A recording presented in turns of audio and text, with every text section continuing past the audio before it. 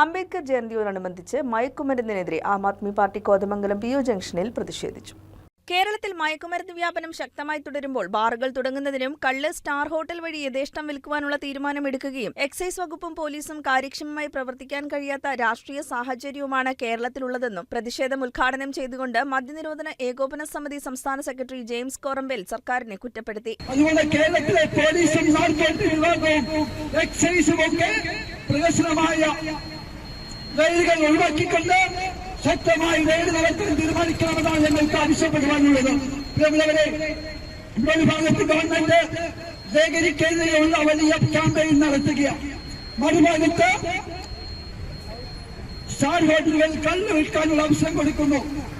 കല്ല് ഷാപ്പിൽ ആധുനികവൽക്കരിച്ച സ്ത്രീകളെ അടക്കം കല്ല് ഷാപ്പിലേക്ക് ആകർഷിക്കുന്നു. മാതാപിതാക്കളെ ബഹുമാനിക്കാതെ കൊല നടത്തുന്ന ചെറുപ്പക്കാരുടെ എണ്ണം കൂടി വരികയാണെന്നും നാട് നാശത്തിന്റെ നടുവിലാണെന്നും ബൈബിളിലെ വചനം ഉദ്ധരിച്ചുകൊണ്ട് ആം ആദ്മി പാർട്ടി സംസ്ഥാന വക്താവ് ജോൺസൺ കറുകപ്പള്ളി പറഞ്ഞു.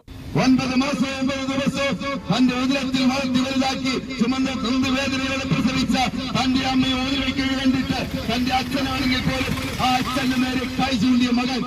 എന്താ കാരണം? അത്രയേറെ വേദനയോടെ അവൻ കൈ ചൂണ്ടിയത്. ഒടുവിൽ ആ മുടിക്കുത്തിന് പിടിവിട്ടിട്ട് ആ അച്ഛന്റെ കൈകൾ മകന്റെ നേരെ നീണ്ടു. അച്ഛനും മകനും തമ്മിൽ ഏറ്റുമുട്ടി. ഒടുവിൽ അച്ഛന്റെ ജഡം തലയിൽ വീണു. ഓർത്തു നോക്കണം, ഒരു അച്ഛന്റെ ജഡം ആ കുടുംബത്തിൽ തലയിൽ വീണെങ്കിൽ ഇതിനാരാണ് ഉത്തരവാദി?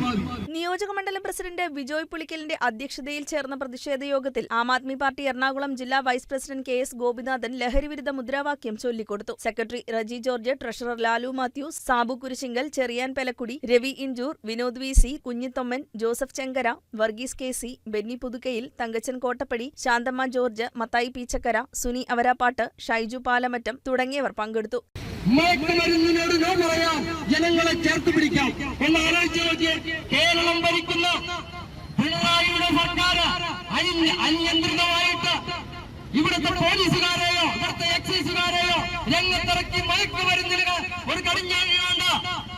ഈ നാട് അച്ചാടും മുച്ചാടും കലാലയങ്ങളും കോളേജുകളുമെല്ലാം മയക്കുമരുന്നിന്റെ പിടിയിൽ അമർന്നു കഴിഞ്ഞപ്പോൾ അതിനെതിരെ ചെറുവിള്ളവെക്കാത്ത പിണറായി സർക്കാരാണ് മയക്കുമരുന്നിനോട് നോ പറയാം. News desk KCV news.